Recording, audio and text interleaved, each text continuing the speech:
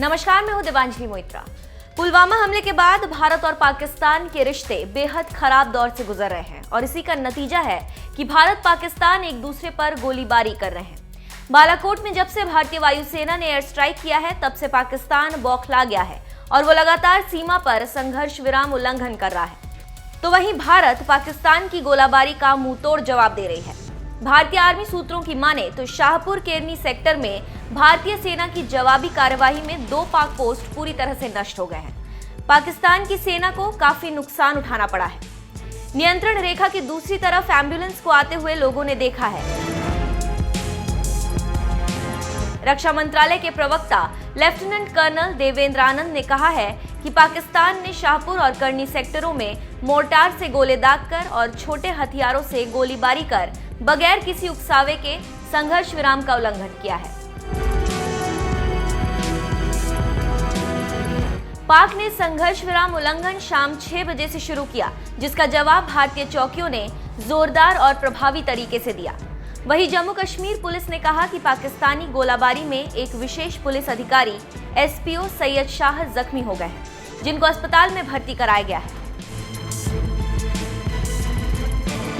जम्मू कश्मीर को भारत और पाकिस्तान में बांटने वाली नियंत्रण रेखा पर पिछले 2 दिनों से शांति थी और शुक्रवार को फिर से दोनों देशों की सेनाओं के बीच संघर्ष हुआ है। भारत के एक्शन से इस बार पाकिस्तान सकते में है और हौसले बुरी तरह पस्त हैं। पाकिस्तान सरहद पार एक भी गोली चलाता है तो भारत की तरफ से 10 गुना बिजली के रफ्तार से और ताकत से जवाब देता है। हालत यह है कि भारतीय फौज के क्विक रिस्पॉन्स से दुश्मन के खेमे में सन्नाटा पसरा हुआ है। लेकिन कल हुई गोलीबारी में हमारा भी एक जवान घायल हो गया। जो भी हो, एक भोजपुरी कहावत के अनुसार जब तक हर हर देवता की भर भर पूजा नहीं होती, तब तक उसका दिमाग ठिकाने पर नहीं आता। और भारत पाकिस्तान के साथ यही कर रहा है। यही कारण है कि पाकिस्तान अब जवाबी कार्रवाई से सुधरा हुआ है।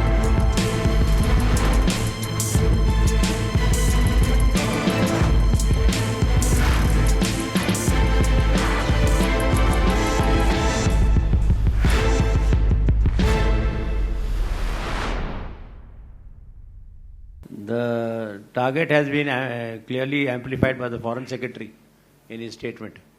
Yeah. And of course, if he planned to hit the target, we hit the target. Otherwise, why would he have responded? ANI, please. If he had dropped bombs in the jungle, there's no need for him to respond. That statement will be made by the government. No, I mean, Air Force is not in a position to clarify that how many people were inside it. That we don't count human casualties. We count what targets have we hit or not hit. The bomb damage assessment that is done post a mission calculates the number of the target you've been hit or you've not been able to hit. We can't count how many people have died. That depends on how many people were there. Whether he flies again or no depends on his medical fitness. That's why post ejection he has undergone a medical check. Thereafter, if required, whatever treatment is required will be given to him. Once he gets his medical fitness, and then only will he get into a fighter cockpit. Friends, we have of late been experiencing the activities of a serial liar. I think only an issueless man can repeat a lie again and again, because he doesn't have any other issues. But even if a lie is repeated 100 times, it will never become a substitute for the truth. I think we have a gentleman beating a dead horse, manufacturing fake news, and then trying to spread the fake news. We have a crystal clear situation where keeping national interest and the security of the nation as paramount, the government decided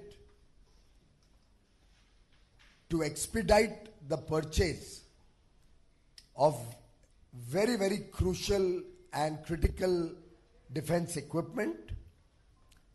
We have been able to negotiate terms which are far better than what was the UPA terms between 2007 and 2012. We have been able to get faster delivery, longer maintenance tenure, better availability of spare parts, and the much needed defense capabilities, particularly in the current adversarial situation at the borders. Yesterday, we got some more clarity from the CEO of Dassault Aviation,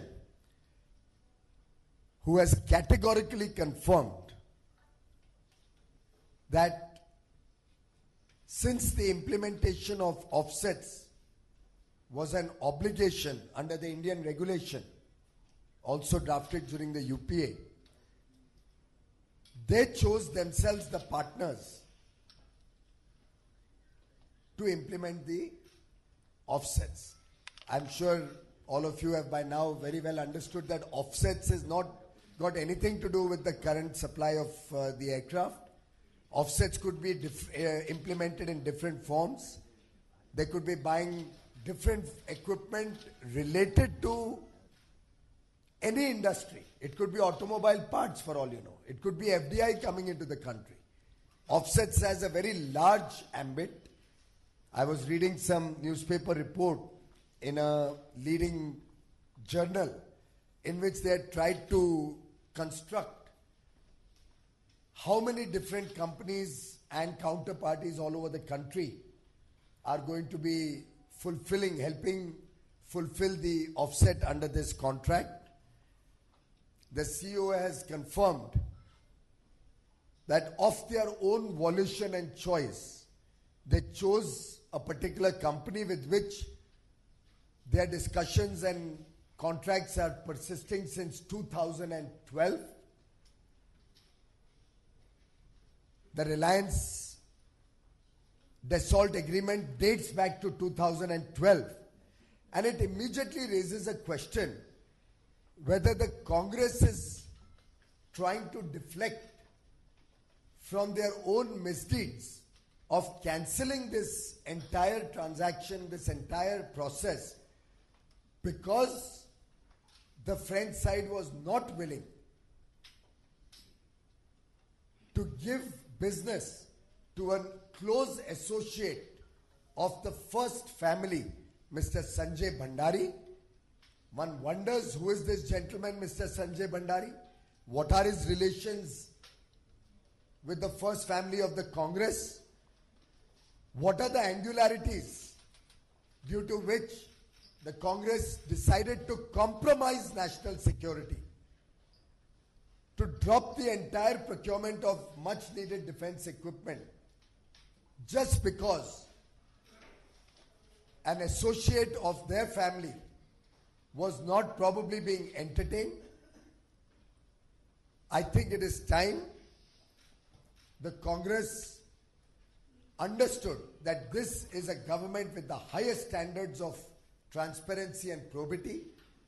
This is a government which has implemented very necessary steps in the interest of India's national security, and misinterpretations or convoluted interpretations sought to be made of a communication to the labor unions by the French company, which is categorical in saying that under the Make in India program, we are obliged to procure from India and therefore will have to set up some facilities in India instead of setting it up in France.